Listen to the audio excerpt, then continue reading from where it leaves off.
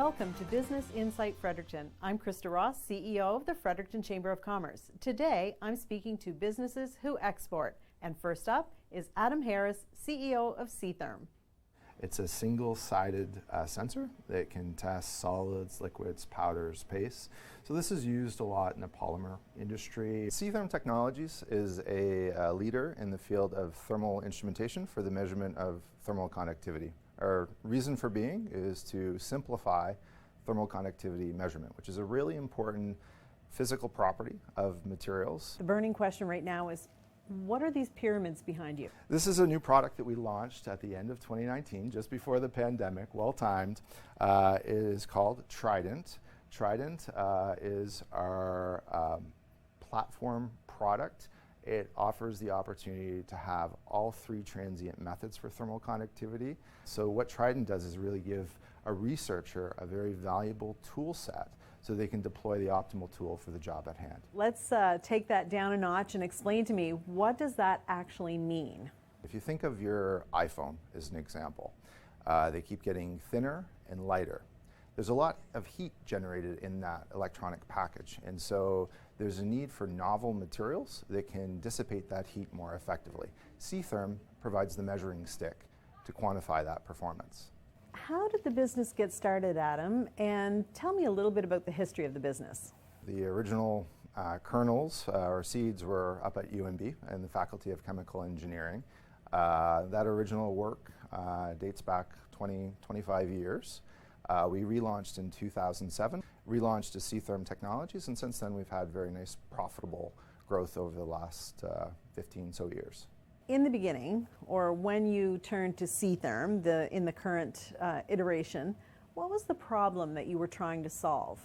So our customers represent a variety of Fortune 500 companies, and the challenge they face is getting really accurate and representative data on the heat transfer qualities of their material. Our motivation is to help our customers better characterize these types of materials. How many employees work here at Seatherm? We currently have approximately 30 plus employees. We have a number of open positions. We're currently recruiting for sales positions, electrical engineering.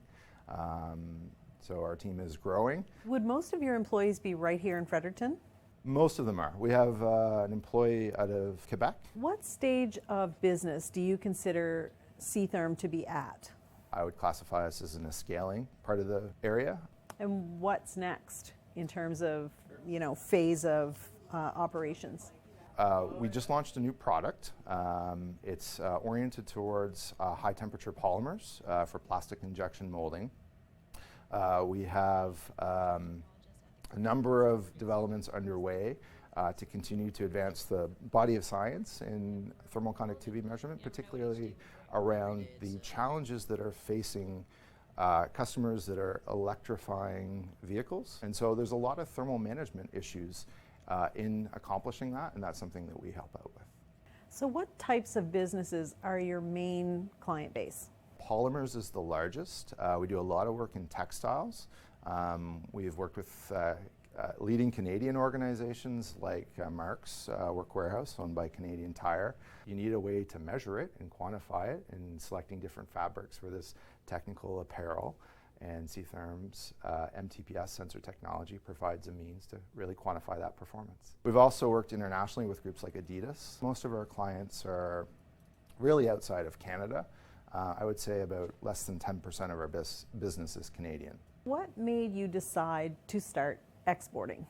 Out of necessity, Seatherm has always been oriented outwards in terms of developing a market in the US, a critical market for us, our largest market.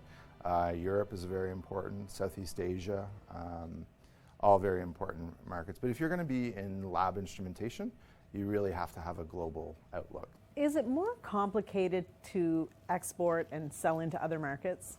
I think what's really important is the further you get away from home and your comfort level with a culture is you are more and more dependent on finding good partners. And we've been very successful in developing partners over the years. How do you get your message out? How do you promote your brand? How do you promote your products, your services? We use a variety of traditional methods, and one thing the pandemic has certainly taught us and emphasized for us and all businesses is the importance of digital. So we just got back from a recent trade show. That would be a very traditional mechanism to connect with the market, but we're very attentive to the needs of our online presence. So the last couple of years we have faced some challenges. Tell me how COVID impacted this business. There's a human toll it's taking, which is very significant, a lot of added stress. And nobody, including our team, is immune to that. What we've learned from it is it has opened up some opportunities for us in how we approach the business, how we develop initial relationships, and really understanding that a lot can be accomplished in a virtual service delivery model. We're on pace to double our revenue this year over the previous year. So we've had some remarkable growth over the past year, which we're really excited about, and the future direction we're taking in 2022. What would you say is Seatherm's biggest success to date? It's the consistent march forward, building year after year our sales up, increasing it to a critical mass where we're able to take on more ambitious projects from a technical development perspective. We're able to recruit new talent and bring that into the organization. And what we've created here is a world-class organization with very specific niche expertise in this type of thermal measurement. And moving forward, what would you say is the biggest risk that you face? Technological threats, a new way of doing it that could put our capabilities at risk.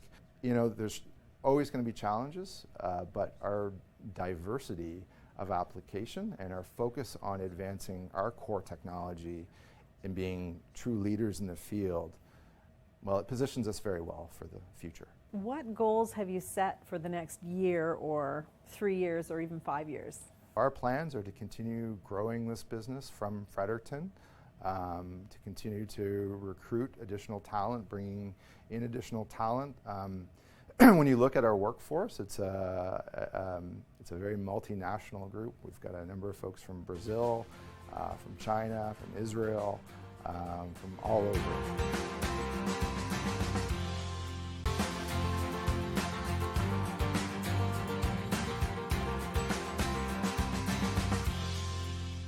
Welcome back to Business Insight Fredericton. I'm Krista Ross, CEO of the Fredericton Chamber of Commerce.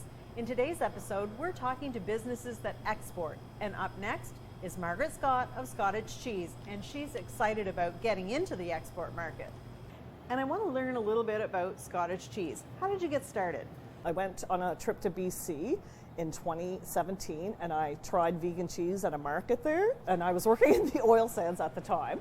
So I got back to the oil sands and I could not stop thinking about the vegan cheese and how I didn't think there was any in the Maritimes. So I did some research and found out there was one lady in PEI that did it, researched her and did the total opposite of what she did. And here I am. So here is the question everybody's dying to hear the answer for. Why do you spell cheese with a Z?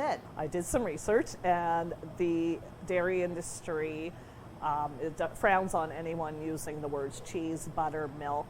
So I had to spell it that way just to protect myself. Tell us about the business itself and the products that you have. So I started out with dips and spreads and cheeses.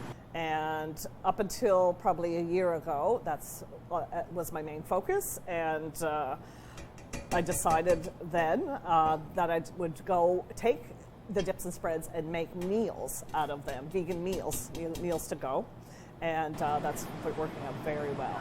So what's the structure of your business? Do you have a board? Do you have employees? I am incorporated. I only have one employee right now, and depending on the season, so hopefully by spring and summer with the COVID thing, hopefully I will be able to hire more. So do you consider cottage cheese to be a startup business? At this point, I hope I'm past the startup stage. Almost 4 years into it, and I'm expanding at this point. In this episode, we're talking to businesses that export, and I would say that your business is getting to be export ready. Tell me your thoughts on what you're going to do to prepare to do the next step. I'd like to take my best sellers of my dips, best sellers of my cheese, best sellers of my meals. I'm thinking 3 to 4, maybe even 5 lasagnas, a gluten-free lasagna, 3 macaroni and cheeses, all made of our dips and spreads and cheeses, and 1 pesto chicken penne dish. So basically our most popular sellers. Put them online, try to get people to order online. How do you get your message out? How do you promote your brand and your products? I take advantage of course, social media, Instagram and Facebook, as much as free advertising as possible, word of mouth, messaging restaurants, different stores, just trying to let more and more people know that this exists. And do some of the local restaurants use your products in their meals? I have the Abbey Cafe, the Pickle Jar, Isaac's Way, Tipsy Muse, and Victory Meat Market. Who would you say, Margaret, is your competition in this business? Right now, the big businesses, of course, are jumping on the plant-based wagon, which that's starting to become competition. I'm not going to ask you to give away trade secrets, but how do you make vegan cheese? There's a lot of work to it. You have to get it to the right temperature. Basically, a lot of practice. The cheese, you have to melt it. All the ingredients have to be perfect. So, what is the main ingredient? Main ingredient is almond milk, actually. Right now, I'm just getting ready to pour my dry goods into the warm almond milk. Yes, I've tried a few different ones. I recently tried oat milk. Tried to do like a nut-free one. It tasted a little more like Swiss cheese. So that might be in the future because there are a few nut-free people that want this as well.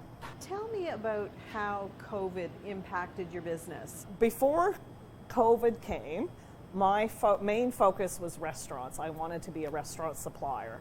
So when COVID came, and I was busy lining up restaurants from here in Halifax. Then, of course, it hit, so I had to go a different direction, and it's just grown from there, which is wonderful. Currently, what is your growth like, and where do you see it growing to in the future? My plan is to, like I said, get online, start shipping to major cities, possibly find pickup points in different cities. For people that don't want to pay the shipping, could order and then pick up, that type of thing. Tell me about organizations that have helped you get the business going. Summer Institute. I was accepted to the Summer Institute program. I'm sure a lot of people are familiar with them. They are wonderful. I also have been involved with Planet Hatch. And of course, the Chamber of Commerce have been fantastic. I can always reach out to them. In your business so far, what has been the most difficult challenge that you've faced? COVID, of course, with trying to market to restaurants, and restaurants, of course, are just, doing the bare minimum as they can. I guess, like I say, sometimes there's other companies, bigger businesses trying to sell their vegan cheese as well. How do you feel about the economy and the future and opportunities right here in New Brunswick? I feel that there is more opportunity. I believe, hopefully when spring hits, I have a couple food trucks, one in Moncton, one here in Fredericton, that buy from me. Hopefully now that there's a lady in Moncton that sells us in her food truck, more people will know about this, more restaurants, more food trucks, more cafes will pick it up.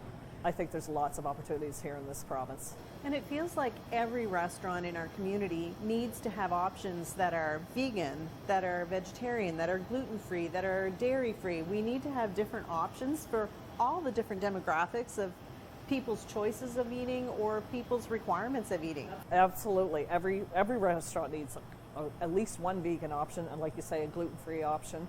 Hotels, when weddings come back, they need those in the freezer. So if you were going to give advice to a new entrepreneur that was just starting out, what would you tell them? Keep going, keep trying to network as much as possible. Keep building your brand every day, like I said, and just keep going. So tell me about the goals that you've set for the next year, and then for 3 years and for 5 years. I would like to be working in this facility, hopefully 24/7, grow enough that I have an online business that I'll be able to have a day shift, an evening shift, and eventually a night shift. 3 years, possibly get a manufacturer or co-packer, and then 5 years, by that time, be in the States. This is a batch of fresh Scotsarella cheese, and it's going to the Boyce Farmers Market this coming Saturday.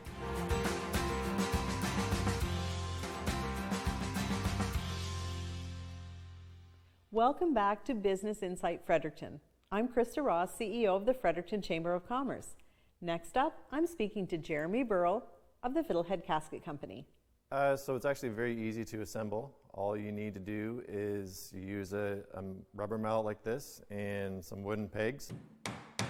So how did the business get started? So I've been working in kitchen cabinet shops and that kind of stuff for 10 years or so, but I was looking for some way to branch out on my own that wasn't the same as all the other kitchen cabinet shops that are in town.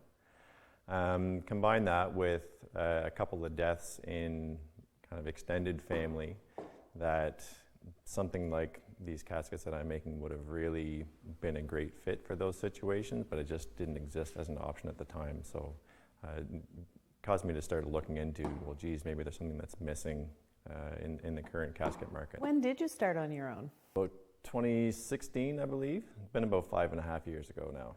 How did you come up with the name Fiddlehead Casket Company? Looking for something that was kind of representative of New Brunswick. So, and the Fiddleheads are, a very popular snack here along the St. John River. So, something that was representative of where I'm from, which, especially now that I'm selling outside of New Brunswick, is kind of flying the New Brunswick flag a little bit, I feel. So, you're exporting these caskets? Yep. So this one here is the flat packed casket kit that I make, and I'm able to ship those because of how it packs down flat. I'm able to ship them all over North America, basically. And why do you think people in other areas are interested in your product?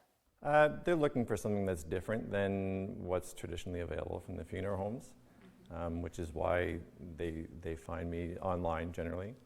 They're out there researching for, what else can I do that's maybe not the fancy ornate caskets that the traditional ones tend to be. If they're looking for something that's a little more simple looking, a little more natural, something that's more aligned with their values on all different aspects of life.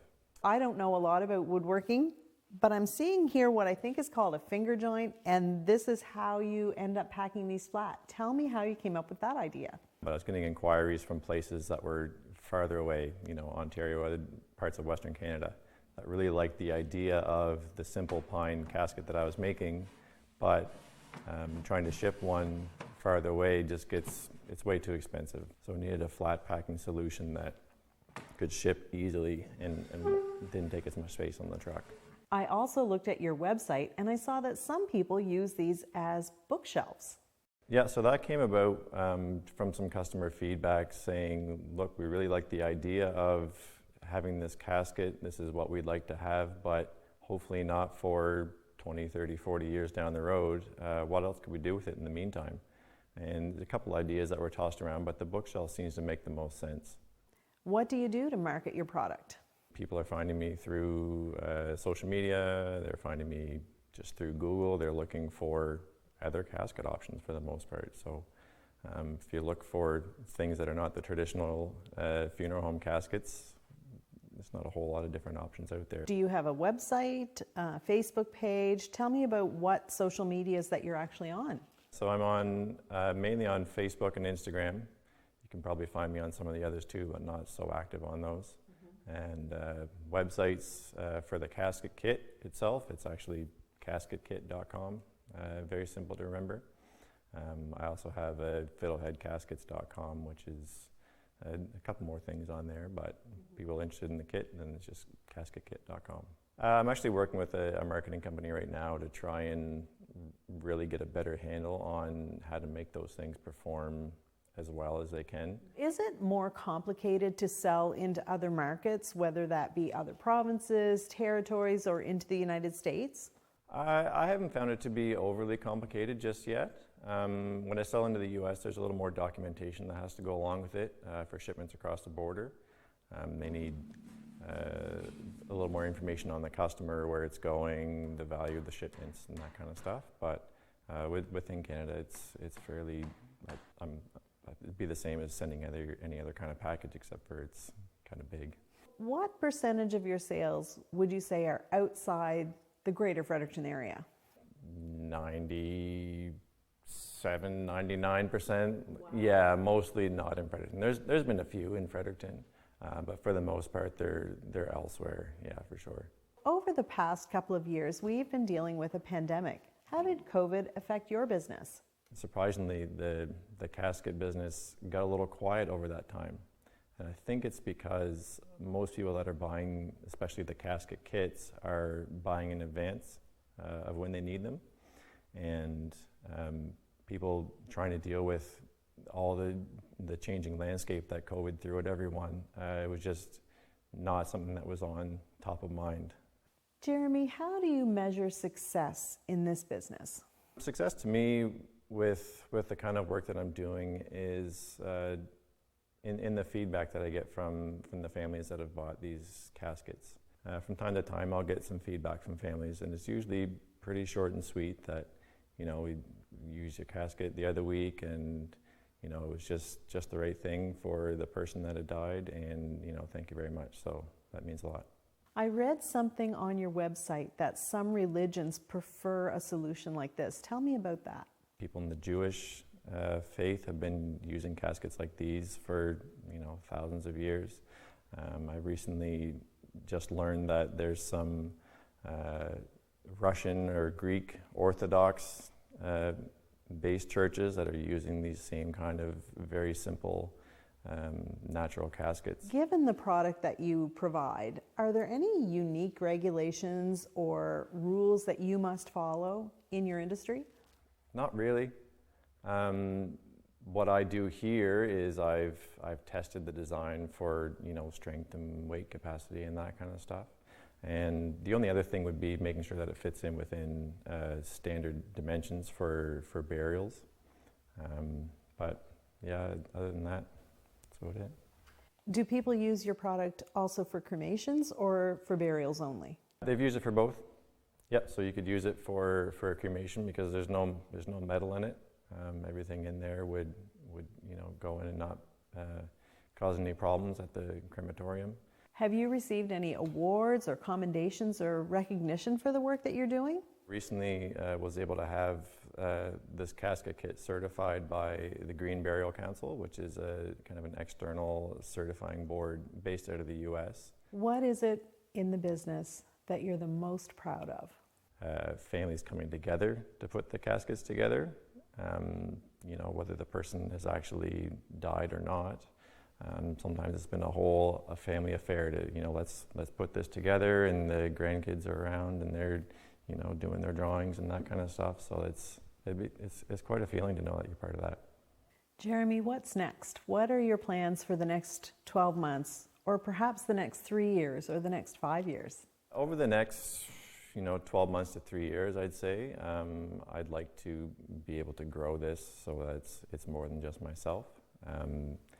Get a more consistent sales train going so that I can bring on another person. We're always looking for great companies with a unique story to feature on the show.